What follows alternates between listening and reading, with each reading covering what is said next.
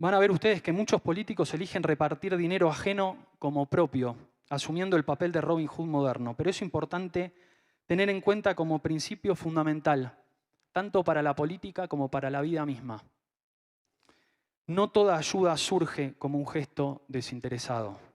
Están también aquellos quienes la ofrecen como una demostración de poder y en consecuencia su objetivo final no reside en el beneplácito del acreedor, sino en su dominación.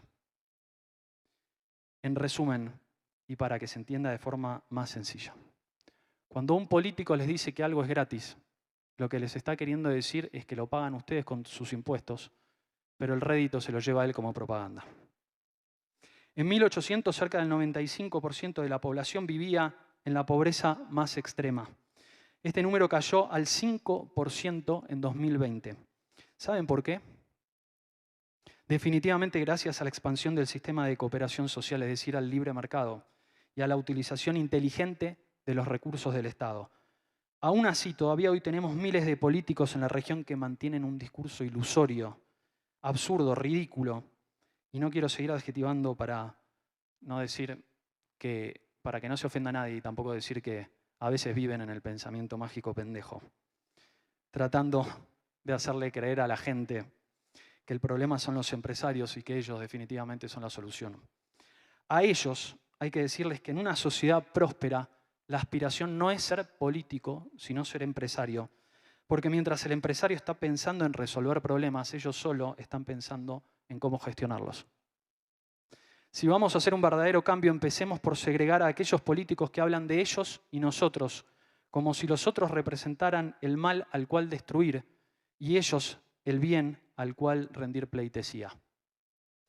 Los nuevos revolucionarios no bajan de Sierra Maestra, no usan uniformes de combate, no andan con un fusil, no matan a nadie, no imponen sus ideas. Los nuevos revolucionarios son los emprendedores. Aquellos que liberan su creatividad, que generan mejores condiciones de vida para todos, creando productos y servicios, y que en el proceso generan empleo. Mientras gran parte del mundo ya encontró la receta para el bienestar, en algunos países de la región todavía elegimos innovar en el error antes que copiar en el acierto, aceptando el populismo, sistemas corruptos e inestables, deficiencias en las prestaciones de servicios públicos, intervencionismo y fundamentalmente el discurso del asco a la propiedad privada y el rencor al exitoso.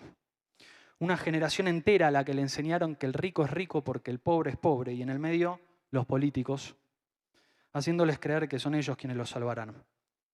En los últimos años hemos estado educando a 2 generaciones completas de jóvenes para que crean que el trabajo no dignifica sino esclaviza, que el Estado no tiene la función de generar condiciones de progreso, sino de proveer a cada uno sin retribuciones, y que el mérito, en vez de ser la forma más honesta de progreso, es un cuento de tíos ricos para generar en realidad mayor exclusión.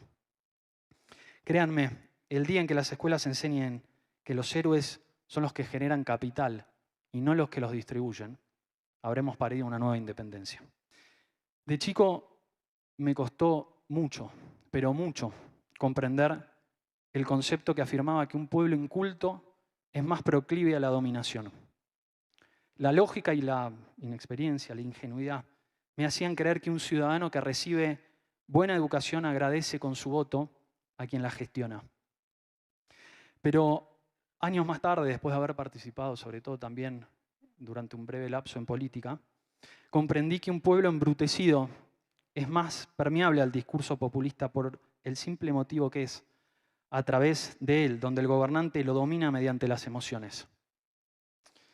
Un ciudadano educado reclama de un político racionalidad, mientras que el ignorante se conmueve solo con sermones sentimentalistas. La educación requiere necesariamente inversión y el populismo solo demagogia. Por eso es indispensable que la educación pública esté perfilada en base a las necesidades de los sectores en desventaja. Y como tal tiene que ser exigente y de calidad verificable, porque un individuo educado tiene en sus manos la única clave que abre la puerta del progreso y que es la de la libertad de poder elegir. Sistemas tan simples como estos han llevado a que hombres que han nacido en la más miseria absoluta terminen siendo absolutamente reconocidos por su trayectoria profesional. Los subsidios al hambre, por lo general, no resuelven, solo postergan. Son parches que mitigan, pero no enmiendan. Un gobierno que solo ofrece soluciones cortoplacistas y paternalistas posiblemente incentive en los más humildes un Estado que los termine convirtiendo en rehenes de su dádiva. La salida de la pobreza es realmente digna cuando se hace por medio del trabajo. Ningún subsidio perpetuo puede otorgarle a una persona ni dignidad ni sentimiento de utilidad. ¿Qué hace que un país, por ejemplo, como Argentina, que tiene todos los climas, que tiene capital humano, que fue el primer país en el mundo en acabar con el analfabetismo, tenga hoy al 50% de su población bajo la línea de la pobreza? ¿O qué hace que Venezuela, en el año 2021, haya tenido al 95% de su población bajo la línea de la pobreza, pese a tener las reservas de petróleo más importantes del mundo? ¿Y por qué en contraposición está Japón, que no tiene prácticamente recursos naturales y sin embargo se encuentra dentro de los 5 primeros países del mundo en ingresos per cápita? El principal paradigma al que nos enfrentamos hoy es la desigualdad de oportunidades, verdadera causa del hambre en el mundo. El Estado no debe actuar de padre sustituto ni de nodriza, porque el pilar de desarrollo de los pueblos no está dado en medida de la intervención de este como proveedor, sino en el talento, en el sacrificio, en el esfuerzo de sus ciudadanos. Por el contrario, la obligación del Estado reside en la de ser un generador de oportunidades y de poner a disposición de la sociedad todas las herramientas posibles para que con ellas, junto a la creatividad y la libertad individual, cada uno pueda optar sobre qué hacer con su futuro tanto profesional como personal y económico. Y es que no se trata acá de quitarle a los más ricos para darle a los más pobres o darle a los más pobres para volverlos un rato más adinerados. Se trata de esmerarse por generar políticas públicas a largo plazo que integren, pero por sobre todas las cosas que equiparen derechos, que no vuelvan a nadie más pobre, sino a todos, cada vez más ricos. En los últimos años, medios de países como España, Argentina, ni se imaginan, y México, me imagino que también, reiteran titulares como el siguiente en sus medios: los políticos prefieren el colegio privado para sus hijos.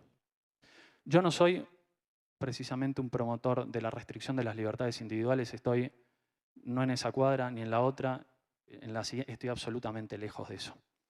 Pero estas cuestiones a veces me hacen creer y me hacen pensar, francamente, que la única forma para que un político sienta empatía por el barro es exigiéndole pisarlo. ¿Imaginan ustedes cuán satisfactoria resultaría la salud y la educación pública si los funcionarios de forma obligatoria, al igual que sus hijos, debieran utilizar sus servicios? Entonces el calendario escolar sería cumplimentado a la perfección, los maestros recibirían un salario digno, en los hospitales no faltarían ni camas ni insumos, ni tampoco tardarían en atenderte. Un amigo empresario muy importante, cuenta que cuando en las Sagradas Escrituras se habla de que el hombre fue creado a imagen y semejanza de Dios, lo que en realidad se está queriendo decir es que se nos dotó con el don, con la capacidad de dar vida, pero no necesariamente de reproducirnos, sino de bajar a la tierra a través de nuestra creatividad distintas ideas.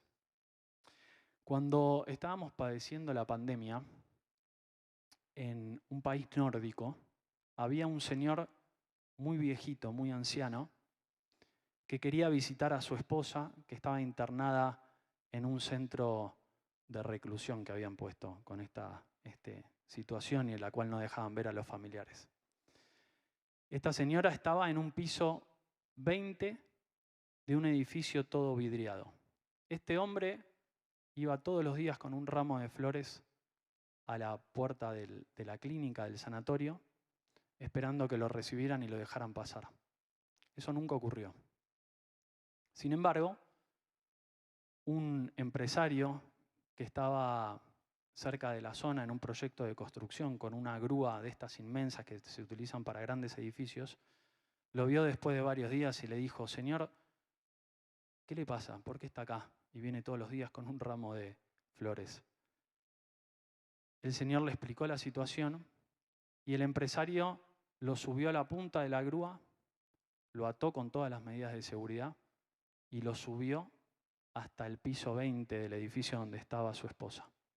El hombre, perfumado, bien vestido, con su ramo de flores, llegó a ver a su mujer y a través del vidrio pudo tocar la mano de ella. Cuando una enfermera contaba esta historia en una entrevista que le estaban haciendo en un medio de comunicación, el periodista le dijo, claro, ustedes reaccionan de esta manera porque son todos religiosos, porque son católicos, puntualmente me acuerdo que le dijo. Y ella le dijo, no, no, no, no, no. Nosotros hacemos esto justamente porque la mayoría de la gente no cree en nada. No cree en nadie superior, por eso no queda otra alternativa que ayudarnos entre nosotros mismos. Así que no esperamos la ayuda ni de Dios ni de un tercero. Piensen ustedes que si autores del tamaño de Platón, Aristóteles o Marco Aurelio o cualquiera de los estoicos siguen teniendo la vigencia que tienen hoy, eso significa que los problemas que atravesaron ellos hace muchos años siguen hoy teniendo la misma vigencia. La pobreza, los gobiernos totalitarios y los políticos corruptos son algunos de ellos. Involúcrense. Estamos en esta aventura maravillosa que es la vida. Vivámosla con el entusiasmo de saber que cada pequeña cosa que hagamos, cada idea que tengamos, si no la ponemos a disposición de los demás como herramienta para construir un futuro más próspero para todos, no estamos viviendo. Estamos siendo simplemente ocupas de tiempo. Muchas gracias.